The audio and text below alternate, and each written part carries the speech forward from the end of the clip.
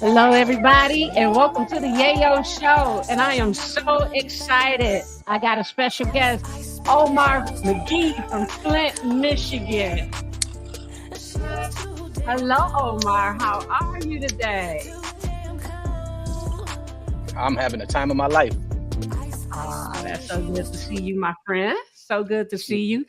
So, I am so glad that you're able to come and join me today. So everybody that's new to the show and people that's from the show, everybody that kind of know that I'm from Flint, Michigan, and a lot of good people come out that city because our city gets such a bad reputation in such a negative way. And Omar McGee is also the owner of the Rose Gold Reserve cigar. And cigars is getting very popular. Omar, how are you? So I'm ready to talk about this adventure that you're on right now. And I see you, I've been following you, and I'm just happy what you're doing and really proud of you, my brother. How are you today?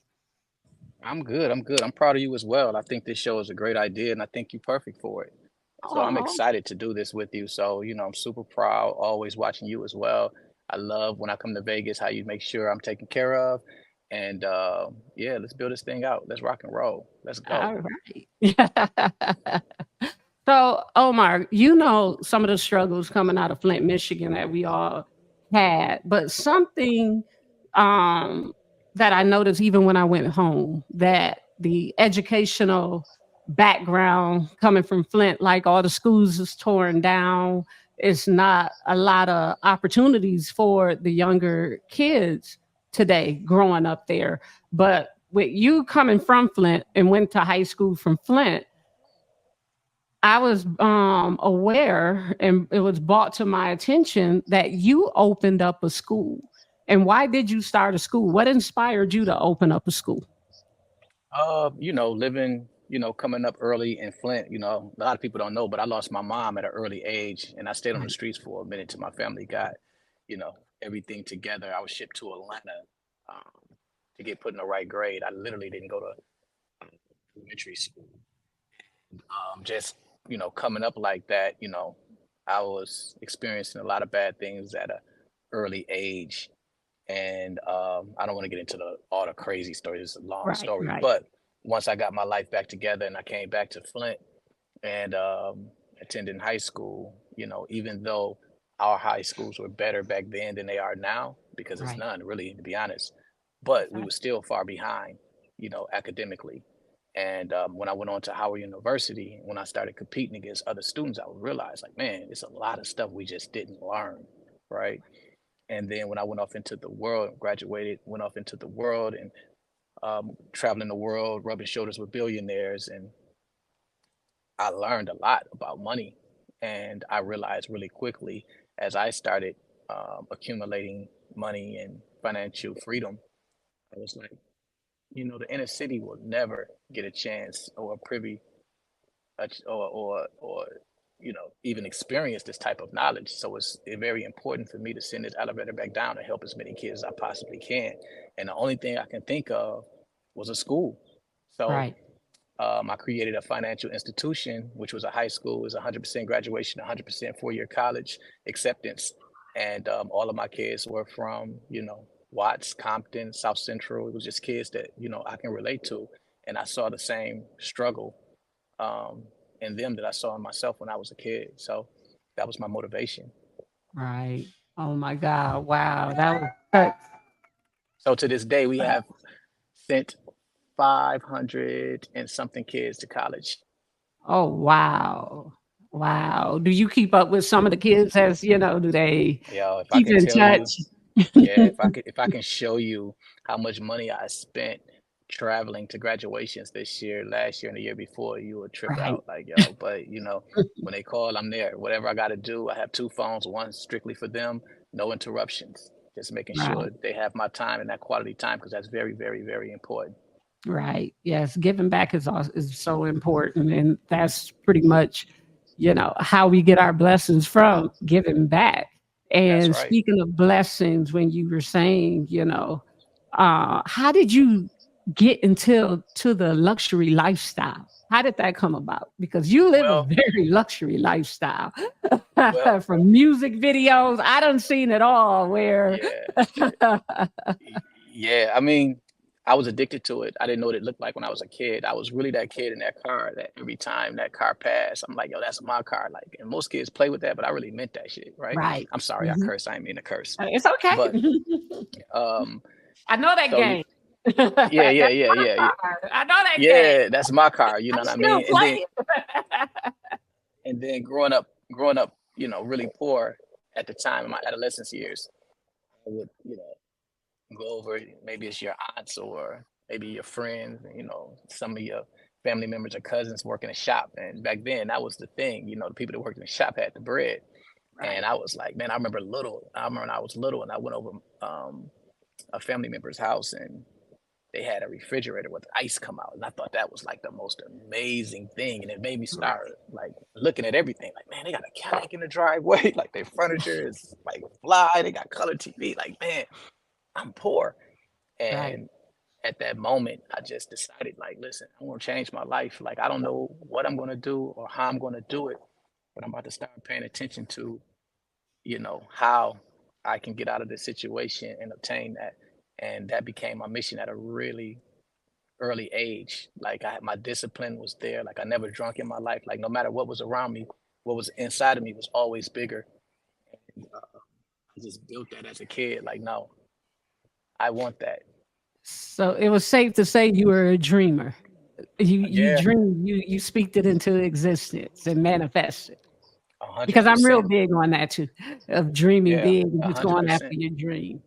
100%. Like at that point, I just knew, and you know, I saw things different as a kid. Like people would watch Batman and like, man, Batman is amazing. I was more curious about Bruce Wayne. Like I wanted to know how he got the money. Like I was very like intentional when it comes to stuff like that. Like I was Right. very, very into it. Like I would watch like what was the Rich and Famous show? Like I was always on that lifestyle of Rich and How Famous. rich Like and I was famous, really, Robert man, Leach was it or something like yeah, that? yeah. Okay. Cass was watching cartoons. That's what I was watching. Like I He was was like, right. I was that's my the same lifestyle right there. Yeah, way. yeah. Yes, I And was then the same. I think in this space that I'm in, you know, I know I represent the culture, so I definitely want to make sure that I represent black people in the right way because it's not that many of us, and especially within the exotic cars, I'm like one of the first. So, you know, it's just not about me. It's about, you know, opening that door for other people and showing them that we not only can do it, we can do it better. Right. Right. Absolutely. But a question now when I want to go back to the cigars. We're going to get to the cars also because that's Okay. been, on my mind but I want to stay on the cigars right now. How did you build your cigar brand so fast? Well, the cigar, it's like anything, well, not even gonna say anything, but cigar, the cigar industry was Okay. like, it's very traditional. It's very old school. It's like, the rotary. It's like they was like rotary phones, man. They was very simple, old school. So I knew I was able to approach the industry totally different, give it a flair that they don't have. It's swag, it's social equity, it's all those things that um, that world lacks. That you know, black culture just have it, right? And I realized really quickly that you have like two sides of this industry. You have black people that's doing things and trying to climb up the mountain, but a little embellishing the stories. They're sitting in front of cars, it's probably not theirs. They're probably, you know, putting out a lifestyle that's not really true, right? Okay. Then Yeah. you have this side of the people with the money, they don't have the swag, right? Right. Well, with me, my audio match my video. It all makes sense. It's authentic. So Right. it when people venture off into the rose gold experience, they see like, wow, this is crazy, man. Like this is what it's supposed to be like, right? And we represent the culture in the right way. Like everything is authentic, from how we approach things, how we present the cigar, who's attached to the cigar, you know, all the celebrities that's attached to the cigar. So Okay. it picked up momentum. It's just authentic, and people can see that. It's no, you know, it's no fakeness to it. Like I said, the audio matched the video, so it just makes Right. sense for the customer. Right. And as for a customer, you know, your girl like to go to Cigars Lounge. It's no secret because I post it. I'm For more of a sure, for sure. mild body. I am more of a Yeah, mild body. It's different bodies, people for cigars. Some people might be yeah, a medium body. Some, me, myself, I'm just a low key definitely. mild body with a little nice amaretto. Some people like a little wine with it. But what is yours more? Do you have different options or is it more Yeah, mild? so my Okay. my first one, my first one is a medium. It's for the novice, just for the person that is experimenting, is not too strong, it's not too hard, and then the aficionado, they can enjoy it as well. It's not too strong. It got a little kick to it, but it's slight. You know what I mean? It has a it have a very sweet taste to it. That's why we named it the Rose Gold Reserve. But it's all natural, and it's produced and blended by one of the best in the world, which is the Nike of cigars, Christian Oye out of Honduras. So it's something that Wow. we're proud of. It's a product that speaks for itself, and Right. I'm super excited about it, and it's doing really well, And I'm really excited for good. you too. I mean, why cigars though? What made you go to the cigar? Um, for one, I don't have a vice, right? It's like everybody Okay. know me. I don't drink, I don't smoke. I never have in my life, right? And I was experiencing the world of the cars, the exotic cars, and I was like, man, it's a cap to this, right? I can only sell so many cars. I can only um, be in so many places because you get attached to your celebrity and your high end clientele. They only want to deal with you, so you can't really expand that or grow it because they don't want to deal with nobody. So you have clients like, no, Omar, I just want you to drop my car off, and it's like, yo, dude. Then it's like, yeah, I can't hire. So I had to realize like I have to expand this thing to where we can create a product that I don't need to be there 24/7. And it just was something that I fell in love with, a while back. Like, I had, like multiple cigar lounges, and All right. the cigar lounge again was something that can only go so far. And I started realizing the product is what it is. So I fell in That's what love they're with here for, this product. the product, right? And the product Right. is it's no limit to it. You can sell it all over the world. So that was the next expansion of the luxury line, was the Rose Gold Reserve, and I've been working on it for like 3 years. And this January we did the launch party, which we opened up in LA in the $1 billion penthouse downtown LA, 360 views, and put everybody in tuxedos and showed the world what Black people can look like. And it was a really beautiful day, and everybody was proud, and they stood strong behind the Rose Gold Reserve, and we had over probably a half a billion in the house. So I was excited. I missed that part. I And know. I'm sorry, I but I'm sent you not the missing invite. the I next sent you one. the You invite. sent me the invite. You did. I missed that party. But I I was like, promise I ain't I was missing like, another I one. was like, everybody post. We gonna make her perish. We gonna show her what she missed. No, it's Yes, all good. you No, it's all missed good. I know it. you're gonna be at the next one. I know you're gonna be at the next one. It's all good. And tell us a little bit, since you brought up your luxury imports. Tell us a little bit about your dealership and how that came about. Also, with the luxury of Poach. That came up because I was having a real bad day, and I was making a transition out of education because of, we had a big fight with the city of Los Angeles, and I was kind of forced to close the school down. And my wife, we went out to Miami, and I was just like, you know what? I'm tired of being a quiet boy. I'm about to have to be selfish with myself. So went to a place to rent a car, and I walked in and I saw these like fly cars, and I was like, man, this is crazy. So he was like, what type of car you want? I was like, I want a Rolls Royce. And he was like, cool. So I got ready to do the paperwork, and I was like, how much is it? And he was like, 17 a day. And I was like, word? And I was like, damn. So I'm sitting up there thinking, and I was like, yeah, hey man, I was like, what's the note on this? And he You was did like, the math. yeah, I'm doing math instantly, right? So I'm like, what's the note on this? And he was like 4,500 a month. And I was like, bro, I'm paying your note this weekend. And he was laughing, and I was like, sheesh. Then my wife looked at me and was like, bro, I already know where you're going. I was just like, you already know what it is. so I love her.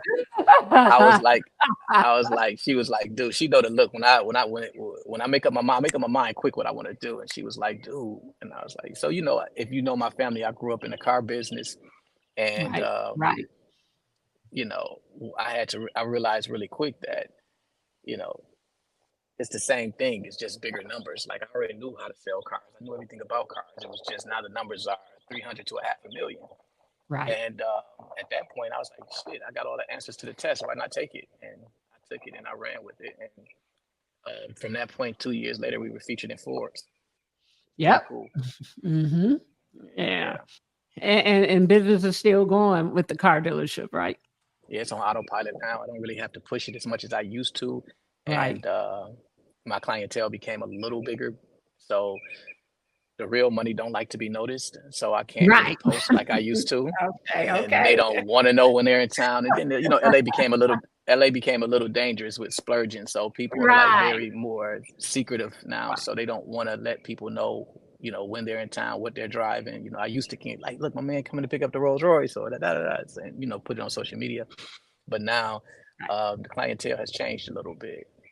Okay. All righty. Well, it's still good. And don't forget, you know what I want. I I done told already you know. I 100. You already know. already know what I want. But we ain't gonna tell anybody. But it's coming pretty soon. Nah, we And got you, man. We got you. and I We know where to definitely get got you. it from. Yeah, yeah, we got you. It's easy work at this point.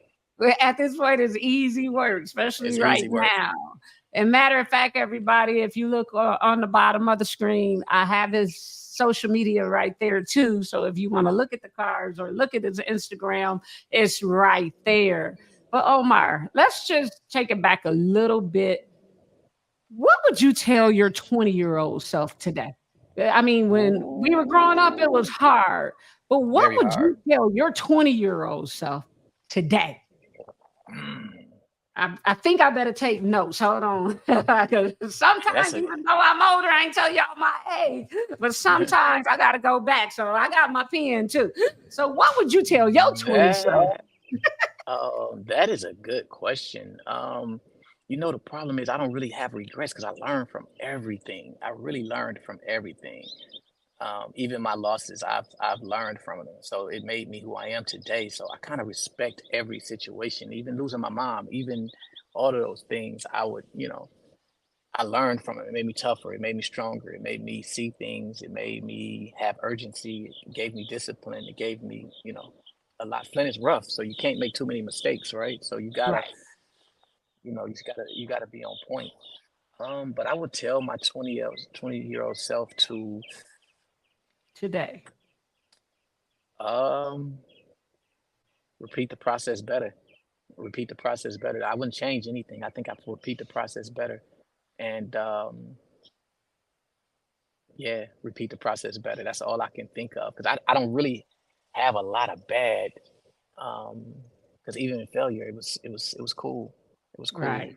Right. I Because I just I was talking just to one of the a real estate agent and mortgage lender, Martinez Wilson, and she was just, being an entrepreneur coming out of Flint, also in Dallas, Texas. She's really big on generational wealth. Like, is it yeah. anything like to you? Would you tell them make sure you have good credit or save money, play the Oh, I'll stock? tell you, I got some, Right, I I mean, got some, I'm I just got trying not to keep it going now yeah, because I yeah, know you yeah, got yeah, way more deeper than that. Like I ain't yeah, let yeah. I got some shit. Yeah, I got something for you. okay, I got okay, something for you.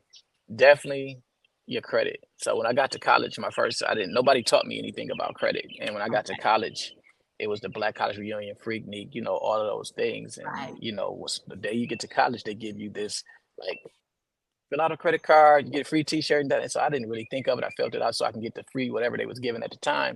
And I got a credit card in the mail with like $1,000, and I was like, "Yo, this is free money." So I hit the highway. I rented a car, went to Florida, went to Miami. We kicking it, and I right. destroyed my credit early, man. And that was that set me back a little bit, Uh-huh. um, because it gets worse as you get older because nobody tells you anything until you get out of college and you're like your credit is some you know. But Right. yeah, that's definitely one thing. A lot of things I've been through that was really, really bad. But if I could tell my 21-year-old self, that would have been a better head start for me to jump into what, you know, we're And doing now. keeping good credit. That's pretty Good cool. credit for sure. For sure. Right. And, Well, and what advice? understanding it. Uh-huh. Go ahead. I was gonna ask, what advice would you give young entrepreneurs that see what you doing? Now Like, that's a hey, whole 'cause that's I get that's a people all great the time. You can get your dealer's license or you can get your wholesale. Like everybody got a new hustle. But yeah, they what do do. you give? Yo, man, just really discipline for sure. You have to be disciplined in your craft because I was raised and no offense to people that have jobs, that's not what I'm saying, because it's so cool to have a job. I'm not saying that, Right. but my Right. father raised me in a way to where, you know, getting a job was the last option, right? It was like I went to school to create. I didn't go to school to apply, right? Okay. And what comes with that is discipline, um, no fear, eliminate doubt. Because I don't like when I start something, I don't even think about losing. Like that's not even a thought of mine, which I didn't know was rare at the time. But now that I'm older, it's a rare thing, right? And people always ask, like, man, you just jump into stuff, man, and you're not afraid you're gonna lose money. I'm like, nah, man. Can you imagine like coming home to your wife and like, yo, I'm gonna put a $500,000 into this school. I'm gonna start a high school without no teaching credential, no background, and like none of that, right? And she's like, Right. "What makes you think you're qualified to do this?" I just believe I'm doper than everybody else, right? Just Right. belief, Mhm. and it came out to be actually, you know, a very True. successful thing, right? Yes, right. So, Right. Yeah. but that's the fear, right? And I believe in when people tell you you can't do it, it really motivates me. Like that's the gas I look for. Like most people look for, like, hey, oh, that's such a good idea. I don't want that. I want you to tell me I can't do it because Right. if everybody's saying you can't do it, that means that's an open street, right? That's a street with no traffic. Right. Everybody's going down the same street, like rapping, making clothes. There's nothing wrong with that. I'm Right. just saying that's a Right. crowded street. I look for the streets that, like I was probably one of the first to start a charter school. People didn't even know what that was. They were like, what the Right. heck is that? Right. So yeah, I'm always looking for that challenge, something different. And, what I could tell young entrepreneurs is you can't be afraid of anything. Like if you believe it, go for it. You know what I'm Go saying? You for it. can't, and don't be afraid. Like I love haters. I love people to tell me I can't do it. You're stupid. Right. Don't do it, because once you do that, everybody got to look at you like, whoa, he did that. He You know what did I'm saying? that. So he And you did that, did right? that. I gotta give you a clap because you did Yeah. that. Thank you. Thank you. Thank you. Thank you. But before we wrap this up, I'm having and fun, man. It's too soon, man. It's too soon. Let's no, let's talk about no, some things. you having fun now. Hey, we having fun I now. know you're busy, time is money, but you were talking about self-discipline. What does your daily routine consist of? Like a lot of people, I look at a lot of YouTube motivations and I do look up what do the millionaires do every day? You know what I mean? So Yeah. tell us, like, not that I'm sorry, putting business out there, but Nah, as nah, an it's just cool. entrepreneur, what do you do? What is your routine starts off? Like, how early do you Um, wake up? Do you I sleep wake in? no, I sleep in definitely. You can't sleep out. You got a wife. You can't sleep out. Uh, so I wake up at like 4 o'clock in the morning. I try to beat the East Coast because you got people on the East Coast. I got to beat them. Um, I go through emails. I make sure certain things are taken care of on certain sides and different businesses that affects me on the East Coast. Then my wife will probably be waking up at that time. We'll have coffee. We do that every morning, and then I jump off, and then I will spend a few hours at Posh. I will spend a few hours doing the Rose Gold. I will spend a few hours in various businesses I don't really tell people about, but Right. I just make sure your business is like a baby. You're not gonna leave your baby with anybody. You're not gonna take your eyes off of it. So I make Right. sure my eyes are on um, the businesses every day. So that's Right. very important. So that's my daily routine. And then at night, it's like, you know, every night is what's it's fun. You know what I'm saying? It's like it's what you invited to next, or what I'm throwing, or it's something going on. It's LA, baby. It's La La Land. So that's La la land. yeah, you work hard to earn that. You know what I'm saying? So you Right. have that, you have that option to do, practically what's going on at night and coming in at a timely time and start the day all over again. Right. Yeah, Well, but staying I disciplined to that for sure. right. Okay. Well, self-discipline is always the key to me. So, hey, I'm Self-discipline. with Listen, I tell you this, my father told me this as a kid, and I never forgot it. He said, "You take care of your business, and your business will take care of you for you. sure. If you Right. work 8 hours for the man, if you work 15 hours for yourself, it's impossible for you to fail. All It's right. impossible." All right. I like that. I like that. Well, everybody, you know what, Omar? I'm really glad that you were able to come and spend time with me today. I know you're a For busy sure. man. So, everybody, give him a shout out. And Omar, please, I want you to come back on this show and let me know what's going on with you and keep in touch, okay, baby? We're gonna definitely do that. Make no mistake about it. All Good right, time. We thank out. you. Bye.